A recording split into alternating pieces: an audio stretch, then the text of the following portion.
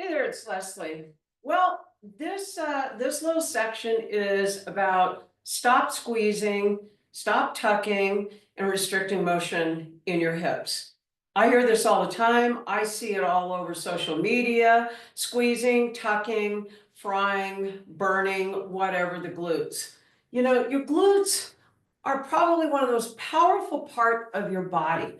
Why would we want to restrict motion from them? But yet I hear it all the time. And I don't know when it's become such a trend to squeeze, tuck, tighten down your body when your body is saying, please move me. Think about this for a moment. You sit all day long, or part of the day, for example, either driving, you're working, etc., etc. Or if you're a trainer, then you're up and moving all the time. But I see this and I hear this is, squeeze, tuck, and tighten. So let's give it a shot. And I want to see how you feel when you do this. And I mean, you see it in bar classes all the time. So for example, if I were to just take this up and use this kind of as a ballet bar, and I was here holding onto the bar, and I'm in a tucked position right now. And I'm squeezing my glutes and my knees are forward, and this feels terrible. First of all, I don't walk that way, okay? I ski, I do a lot of activities which require a load to explode. So if we were to say, if you're in a bar class and you're sending your tailbone back into a hinged position, and then you come upright, you're not squeezing on the way up. You're working against gravity saying, all right, I'm going to lengthen or I'm going to load to explode. Now, tucking the pelvis under, for one thing, let's talk about the whole kinetic chain.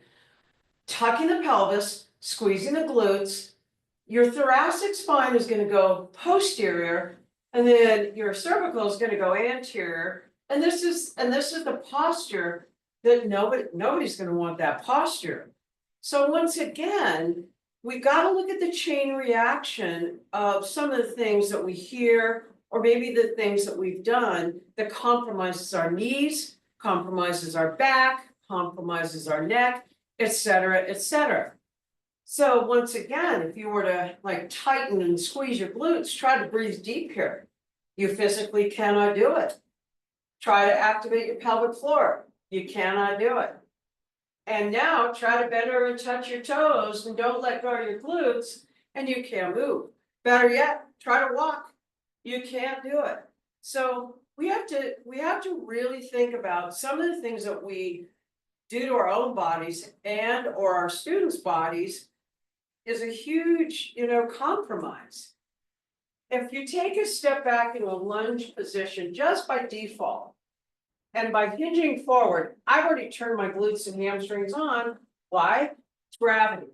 So to step back, step forward is going to be a very functional movement, or even with a gliding disc to really get into those glutes.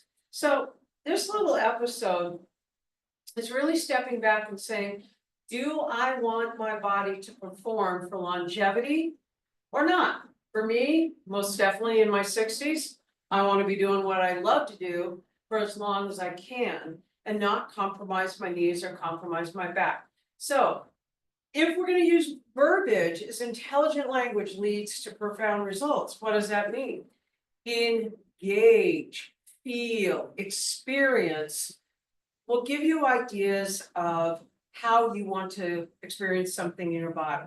So once again, just as a tip, you want to get those glutes and hamstrings, hinge. Send your tailbone back as you come back up. So just by being here in this position and sitting back into my glutes and hamstrings, gravity is doing its thing and I'm in good alignment.